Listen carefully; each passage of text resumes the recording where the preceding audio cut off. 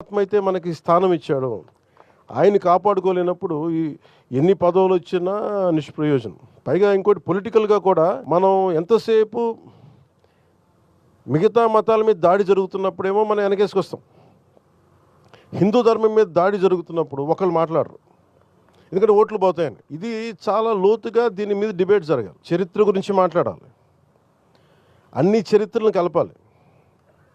ఉదాహరణకి రుమేలా తాపర్ ఇలాంటి లెఫ్ట్ వాదులందరూ కూర్చొని మన ధర్మాన్ని మన చరిత్రని ఇతిహాసాన్ని చంపేశారు. రామాయణం కానీ భారతం కానీ అవి అవి మన చరిత్ర. అది దానికి దానికి ఆర్కియలాజికల్ ఇది ఉంటుంది. ఇవన్నీ కాకుండా ఏదో నేను చదువుతామని చాలా గొప్ప ఆశ్చర్యంగా అనిపించింది. ఇది మన కురుక్షేత్ర యుద్ధం ఎప్పుడు జరిగింది? It can be proven by astrological time line.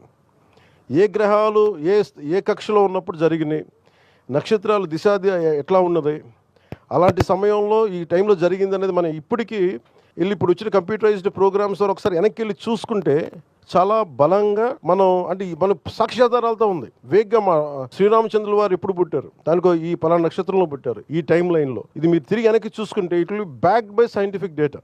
So అది మన చరిత్ర. అది